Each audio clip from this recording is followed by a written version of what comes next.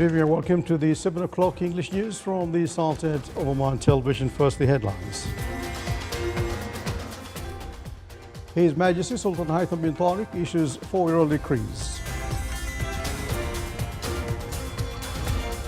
His Highness, the Deputy Prime Minister for Defence Affairs, reviews fraternal relations binding the Sultanate and the United Arab Emirates upon receiving the Chief of Staff of the UAE Armed Forces.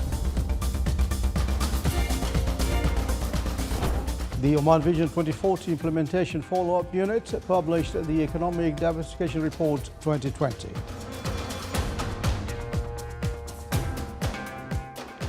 And the Ministry of Health reports 6 deaths and 214 new COVID-19 cases, while the Ministry reduces the time period between 2 doses of vaccines from 10 to 6 weeks.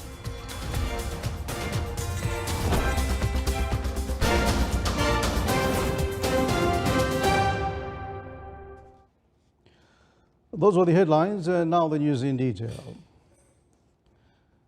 His Majesty Sultan Haitham bin Tariq issues 4 royal decrees. Royal Decree number 53 over 2021 on amending some provisions of vehicle insurance laws. Article 1, the attached amendment shall be made to the aforementioned vehicle insurance law.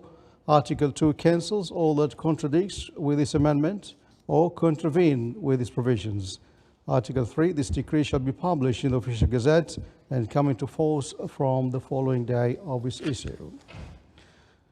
Royal Decree number 54 over 2021. Article 1 enacts the provisions of the attached unified law system for combating commercial fraud in Gulf Cooperation Council countries, taking into consideration provisions of this decree. Article 2, in implementing provisions of the attached law system, the following words and phrases have specified meaning. Competent authorities is the Consumer Protection Authority. The Minister, the one who is responsible and in charge of implementing provisions of the attached law system, is the Chairman of the Consumer Protection Authority. Employees of the capacity of judicial enforcement, employees of the competent authority, the Minister of Commerce, Industry and Investment Promotion, Minister of Agriculture, Fisheries and Water Resources, and Ministry of Health, and other relevant bodies in accordance with the laws and royal decrees who are granted a capacity of judicial enforcement for crimes stipulated in the attached law system, which relate to their specialized functions and their related roles. Article 3, provisions of the attached law system are complementary to the provisions of the mentioned food security law. Article 4 cancels all that contradicts with this decree and attached the law system on contravene with its provisions. Article 5, this decree shall be published in the Official Gazette and come into force from the following day of its issue. Royal Decree number 55 over 2021, Article 1 ratifies the agreement to establish Gulf Accreditation Center in Gulf Cooperation Council countries, along with its number 1 supplement. Article 2, this decree shall be published in the Official Gazette and come into effect from the day of its issue. Royal Decree number 56 over 2021, Article 1 ratifies the agreement between the government of the Sultanate of Oman and the Secretariat General of the Gulf Cooperation Council regarding the headquarters of the GCC Statistics Center, which was signed in Muscat on 8th of June 2021. Article 2, this decree shall be published in the Official Gazette and come into effect from the date of its issue.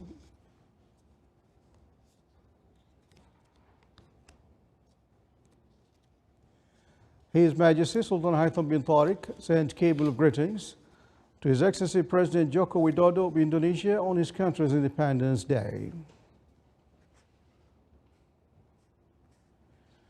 His Majesty the Sultan also sent cable of greetings to His Excellency President Ali Bongo Ondimba of Gabon on his country's National Day.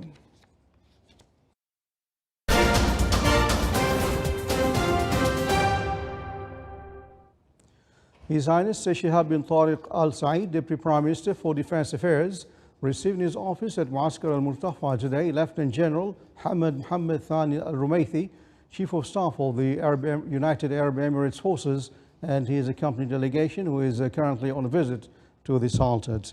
In the beginning of the meeting, His Highness the Deputy Prime Minister for Defence Affairs welcomed the guests. The two sides reviewed the fraternal relations binding the two countries and exchanged views on matters of mutual interest. The meeting was attended by Vice Admiral Abdullah bin Khamis al-Raisi, Chief of Staff of the Sultan's Armed Forces.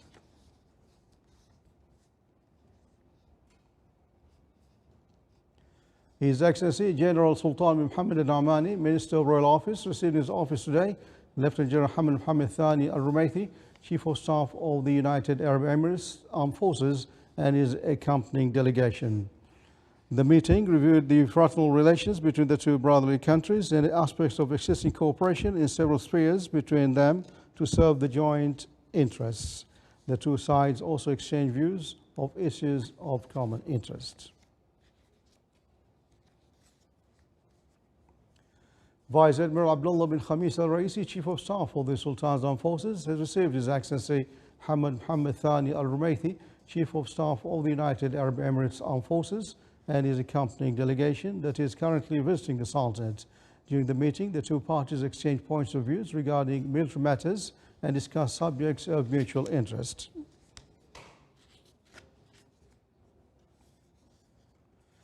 His Excellency General Sultan bin Mohammed al-Namani, Minister of Royal Office, received His Excellency the Ambassador of France, accredited to the Sultanate at the end of his tour of duty as his country's ambassador to the Sultanate. The ambassador expressed his gratitude, appreciation for the care extended to him by the officials in the Sultanate.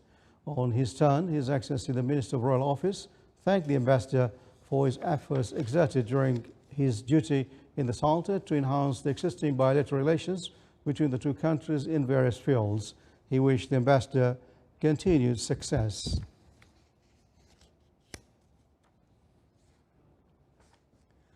Oman Vision 2040 Implementation Follow-up Unit published the Economic Diversification Report 2020, the KPIs of which were followed up by the former implementations support and follow-up units, including projects and initiatives of the National Program for Enhancing Economic Diversification, TENFID, as part of 2016-2020 9th Five-Year Development Plan. The report contributes to developing and preparing the targeted economic sectors to cope with the requirements of Oman Vision 2040 and to accelerate the economic diversification through identifying methodologies that include implementing projects and initiatives and finding solutions to the challenges they are facing. The Sultanate also seeks to diversify its energy resources through implementing several alternative energy projects and improving the efficiency. This is in order to meet the increasing demand for electricity, and therefore the renewable energy resources contribution to the energy sector has reached a range of around 20% and will aim to contribute between 35 and 39% of the total power generation in the years 2030 and 2040 respectively.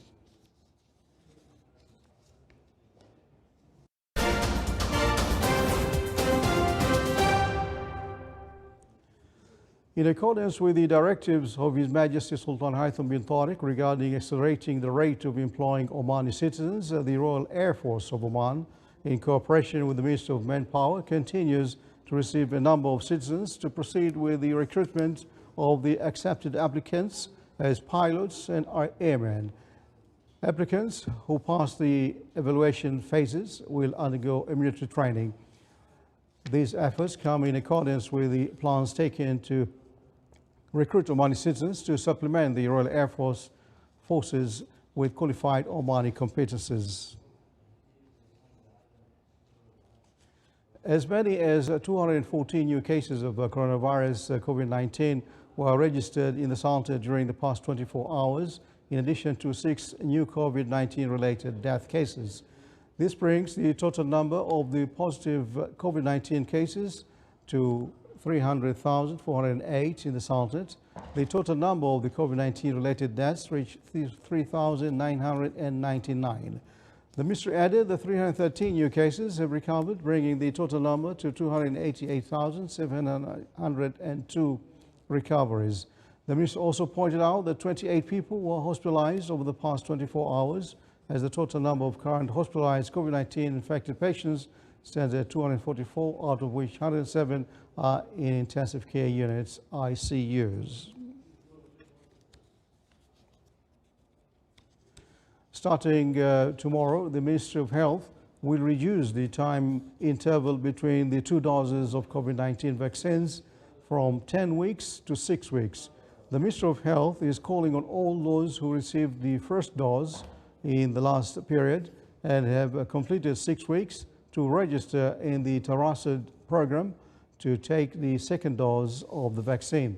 It's worth mentioning that the total number of people vaccinated since the beginning of the national campaign for immunization against COVID-19 until yesterday reached 2,155,932.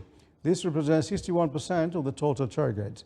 The total of those vaccinated with the first dose reached 1,360,206 at a rate of 63%, while the total of those vaccinated with two doses reached 795,726 at a rate of 37%.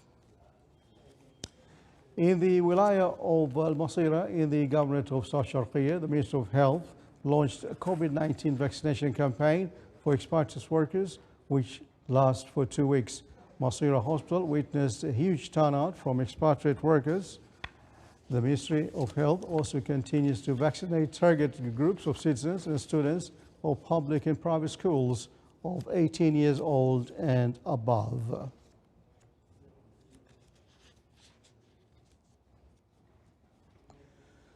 The Sultan officially receives the pavilion of Expo 2020 Dubai after completion of all construction and preparation works before the Expo launch in October 2021. The Sultan Pavilion was designed in a distinctive modern style inspired by one of the nature icons in the Sultanate, which is the frankincense tree, and it's divided into 5 parts that simulates the story of the life cycle of the frankincense based on the 3 sub-themes of the Dubai Expo 2020, which are sustainability, opportunities, and mobility. The Takatuf Oman company marked the graduation of 3rd batch of Takatuf Scholars Program, and we have a report on that by Saleh. Takatuf Oman celebrated the graduation of the 3rd batch of Takatuf Scholars Program. Throughout their studies, the 20 graduates acquired leadership and critical thinking skills and will join major economic projects and international companies inside and outside the Sultanate. The opportunity that Takatuf gave me is something that I would have never imagined, and it would have not been possible if it wasn't for Takatuf. I managed to study for 6 years under the scholarship that Takatuf sponsored. 2 years, the first 2 years were in Scotland, in Gordonstone, which is the same school that British royalty and the late Prince Charles studied in. And then the next 3 years and a half, technically 4 years, I went to Les Roches, which is a Swiss university, a hospitality university, and I graduated with global hospitality management, a bachelor in global hospitality management with the honors and a merit. I was very fortunate to receive the scholarship in 2013. I have been very fortunate as well to be able to advance my life thanks to this scholarship. I was able to study political science and French because of this scholarship, and because of this I was also able to study abroad, not only in New York but also in Paris and London.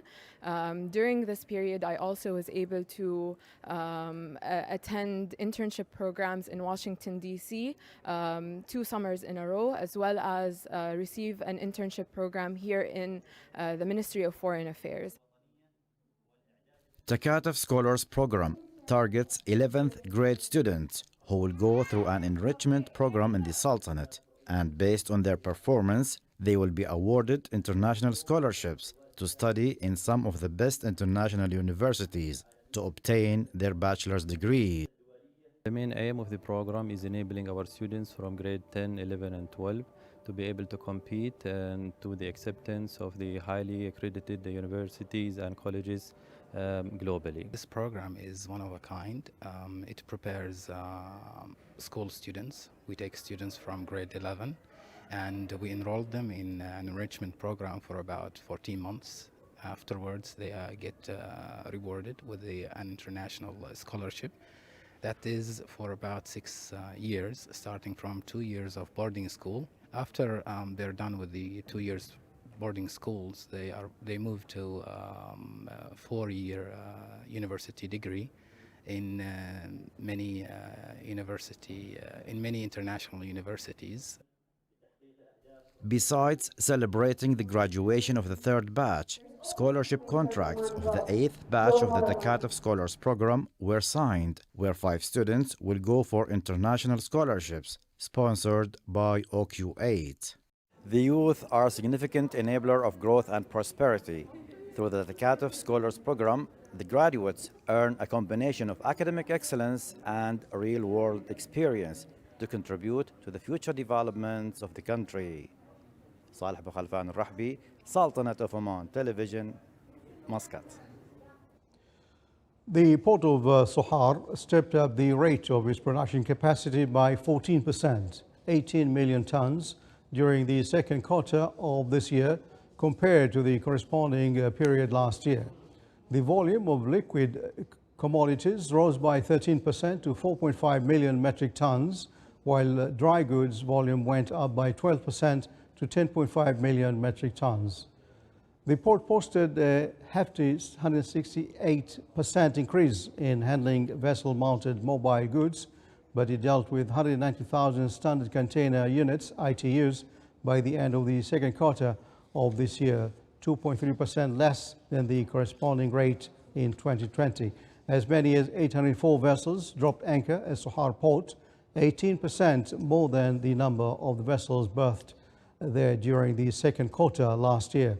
Sohar port in free zone attracted major global industrial firms. Investments there crossed the $27 billion mark and accordingly bolstered the gross domestic product GDP of the Sultanate in a big way.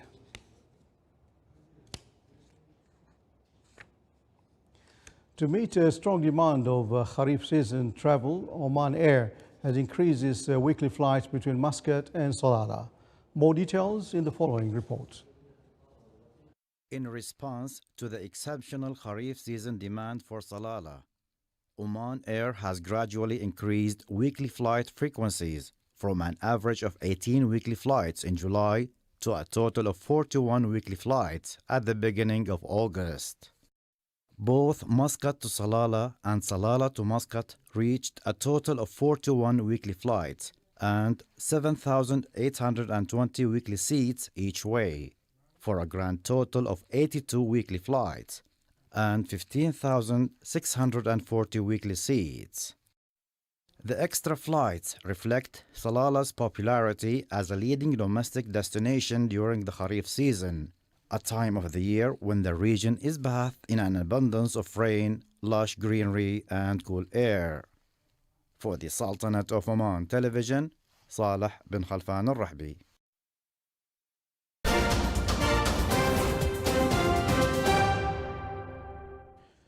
Now for some international news, the Taliban patrolled the Afghan capital Kabul and tried to project calm today after toppling the Western-backed government. In Kabul, a tense calm set in with most people hiding in their homes. There were scattered reports of looting and armed men knocking on doors and gates. The Taliban seized all the military and governmental establishments and patrolled the city as thousands of Afghans are trying to flee the country. The Taliban swept into Kabul today after President Ashraf Ghani fled the country, bringing a stunning end to a 2-decade campaign in which the US and its allies had tried to transform Afghanistan. The country's Western-trained security forces collapsed in a matter of days, even before the withdrawal of the last US troops. China's special envoy to Afghanistan, Yu Zhaoyong, arrived in Tehran today to hold talks with Iranian Foreign Minister Javad Zarif amid the takeover of Afghanistan by the Taliban. The Taliban swept into Kabul after a government collapse, and the embattled president joined the exodus of his fellow citizens and foreigners, signaling the end of the costly 2 decades U.S. campaign to remark the country. Dozens of nations from around the world are calling on all involved in the events in Afghanistan to respect and facilitate the departure of foreign nationals and Afghanis who wish to leave the country. More than 60 nations released a joint statement citing what they call the deteriorating security situation in Afghanistan.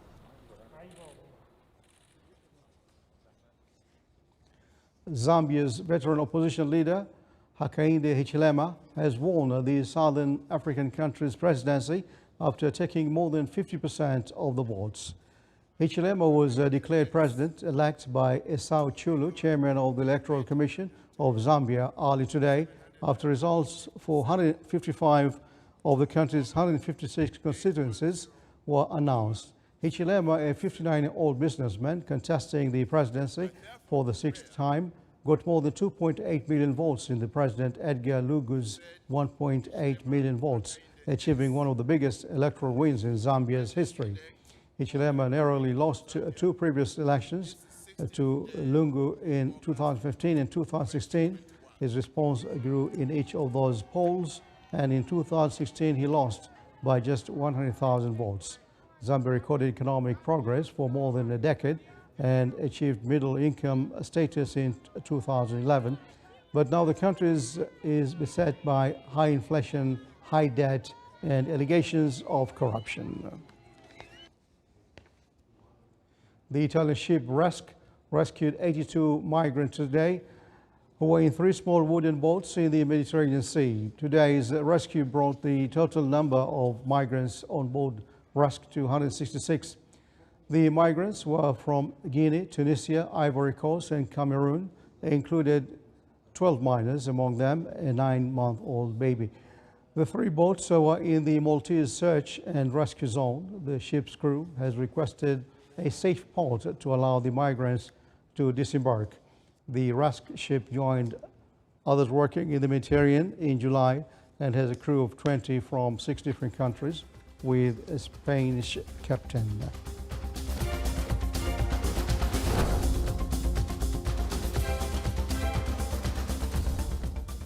You're watching the Sultan of Oman television. Before tonight's bulletin, here are the main points once again.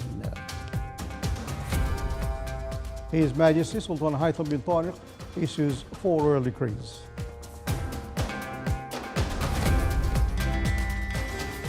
His Highness the Deputy Prime Minister for Defense Affairs reviews fraternal relations binding the Sultan and the United Arab Emirates upon receiving the Chief of Staff of the UAE Armed Forces.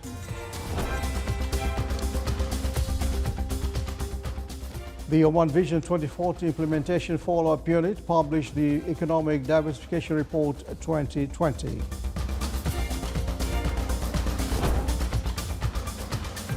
And the Ministry of Health reports 6 deaths and 214 new COVID-19 cases, while the ministry reduces the time period between 2 doses of vaccines from 10 to 6 weeks.